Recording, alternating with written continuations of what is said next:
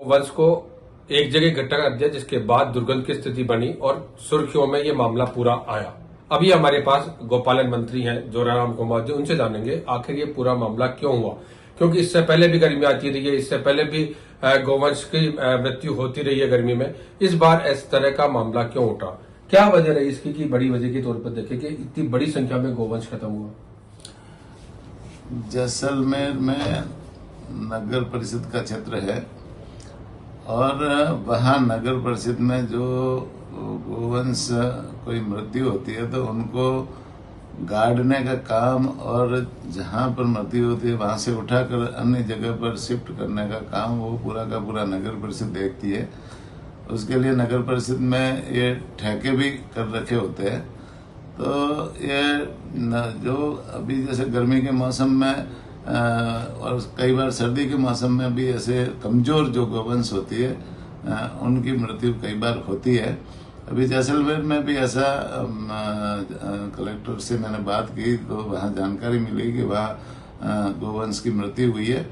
तो निश्चित रूप से उसको ठेकेदार की लापरवाही है। नगर परिषद में भी जैसे अधिकारियों को पाबंद किया है और जहां पर उनको गाड़ना था वो नहीं गाड़ करके वो जैसे एक जगह उन्होंने मतलब ढेर कर दिया, उसके कारण से दुर्गंध फैली है। तो निश्चित रूप से उसके लिए जिला कलेक्टर को हमने निर्देशित कर दिया है कि उस संवेदक के विरुद्ध कार्रवाई करे, उनका ठेका कैंसिल करे और कर भी दिया है। और साथ ही साथ में नगर परिषद को भी पाबंद कर दिया है कि भविष्य में ऐसी मतलब गैर जिम्मेदार हरकतें नहीं हो। पूरी तरह में दो चीजें सामने निकल के आई। एक, नगर परिषद का ये मामला है, यानी जो निकाय जिसके तहत वो क्षेत्र आता है वहां पर इस तरह की गतिविधि हुई, इसकी वजह से लापरवाही बरती गई। क्या माने अभी प्रदेश में निकाय चुनाव नहीं हुए तो जनप्रतिनिधियों की गैर मौजूदगी की वजह से सीधे तौर पर अधिकारी और ठेकेदार दोनों की सामंजस्य स्थापित नहीं हुआ है, कोई देखने वाला नहीं रहा, कोई जनप्रतिनिधि नहीं रहा, इसकी वजह से ये मामला सामने आया। निश्चित रूप से ऐसी कोई बात नहीं है। गर्मी के मौसम में कहीं न कहीं कोई न कोई पशु की जैसे मौत होती है, ज्यादा गर्मी पड़ती है तो जो कमजोर पशु होता है या कमजोर गाय होती है उनकी मौत होती है। कई बार उसे तत्काल जैसे उसकी सहायता मिल जाती है, उसको दफनाने की कार्रवाई जल्दी हो जाती है। कई बार लापरवाही होती है। तो इस संबंध में जैसे संवेदन की लापरवाही हुई है तो संवेदन के विरुद्ध कार्रवाई के निर्देश कलेक्टर ने दे दिए और नगर परिषद में भी अधिकारियों के विरुद्ध नोटिस दे दिया, उनको भी है जवाब देने को कहा है और निश्चित रूप से जांच के बाद में इसके ऊपर भी कार्रवाई होगी।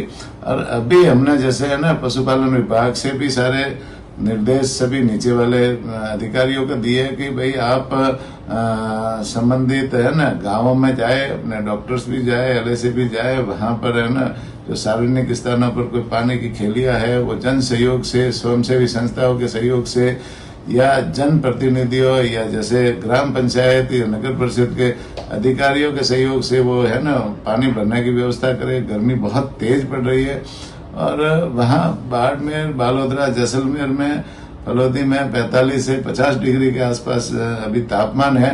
और निश्चित रूप से इस बढ़े हुए तापमान में हम सब लोगों को सहयोगी बनकर के काम करना होगा। पूरे राजस्थान के लिए हमने विभाग से निर्देशित कर रखा है। अभी सीएस महोदय से भी बात हुई, वो भी है इस संबंध में सभी जिला कलेक्टर्स को निर्देशित कर रहे हैं और सब जगह व्यवस्था है न पीने के लिए पर्याप्त मात्रा में पानी उपलब्ध हो और साथ में पशुओं के पीने के लिए भी जो पर्याप्त मात्रा में सरकार की तरफ से जो करना है वो सरकार की तरफ से कर रहे हैं और जन सहयोग से जहां भी सभी सामाजिक संस्थाओं को जोड़ करके पशु और पक्षियों के लिए भी पर्याप्त मात्रा में पानी मिले, इस दिशा में निर्देशित किया। माननीय मुख्यमंत्री जी के भी निर्देश है कि पशुओं के लिए पर्याप्त मात्रा में पानी की व्यवस्था हर जगह हो। साथ ही साथ में रेलवे स्टेशनों पर जो हमारे यात्री आते हैं वहां पर भी पर्याप्त मात्रा में पानी की व्यवस्था हो। मंदिरों में भी हमारे जो यात्री आते हैं मंदिरों में भी पर्याप्त मात्रा में पानी की व्यवस्था, शुद्ध पानी की व्यवस्था हो और जो सार्वजनिक स्थान है, बस स्टैंड है, ऐसे जो स्थान है वहां पर भी पर्याप्त मात्रा में पानी हो। ये मनुष्य से जुड़ी हुई चीजें, मनुष्य से जुड़ी हुई चीजों की तो सब व्यवस्था मनुष्य खुद भी कर लेता है, दानदाता भी आ जाते हैं। छाया, पानी और चारा, इन 3 चीजों की जरूरत पड़ती है पशुओं को। इनको लेकर आपकी जो सीएस से मीटिंग हुई, क्या अलग से कोई बजट सरकार जारी करने वाली है क्या? निश्चित रूप से इसमें सबसे बड़ी प्राथमिकता रहती है पानी की, और पानी के संबंध में सभी जिला कलेक्टर्स को निर्देश दिए है कि कहीं पर भी पशुओं के पीने के संबंध में पानी की कोई तरह की कमी नहीं हो। हमारी गौशालाओं में भी सब जगह पानी, पर्याप्त मात्रा में पानी की व्यवस्था हो। नहीं है, कहीं पर थोड़ी बहुत कमी है तो उनको पूर्ति करने के लिए हमने निर्देश दिए है। और पशुपालन विभाग के सभी अधिकारियों को और जेडीज को सबको निर्देशित है कि कहीं पर भी है ना पीने के पानी की व्यवस्था सरकारी स्तर पर भी हो, जन सहयोग से सहयोग लेकर के, सामाजिक संस्थाओं से, स्वयंसेवी संस्थाओं से लेकर के भी पानी की व्यवस्था इस गर्मी के मौसम तो में सरकार ने ये सुनिश्चित कर दिया कि अब जितनी भी गौवंश है या दूसरे जो पशु हैं उनका निस्तारण ठीक से होगा पूरे राजस्थान में। निश्चित रूप से ये हम सबकी प्राथमिकता है, सरकार की भी प्राथमिकता है और आम जन की भी प्राथमिकता है। अपने देखो, ये हमारे यहाँ क्या है कि सबको अपने अपने अधिकार तो मालूम है, लेकिन समाज के प्रति, देश के प्रति, राज्य के प्रति हमारे क्या कर्तव्य बनते हैं वो कर्तव्य लोग भूल जाते हैं और सारा का सारा दोषारोपण सरकार के ऊपर करने की कोशिश करते हैं।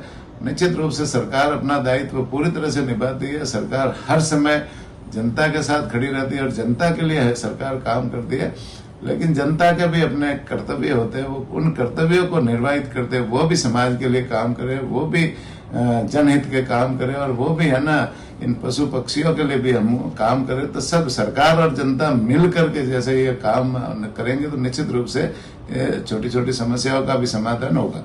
तो ये थे हमारे साथ पशुपालन मंत्री जोराराम कुमावत जी कह रहे हैं कि आगे अब इस तरह की कोई समस्या नहीं आएगी। इसके लिए सरकार ने पुख्ता इंतजाम कर दिए, चाहे छाए की व्यवस्था हो, चाहे पानी की हो, चाहे चारे की हो। सुधीर शर्मा, न्यूज़ 18 जयपुर।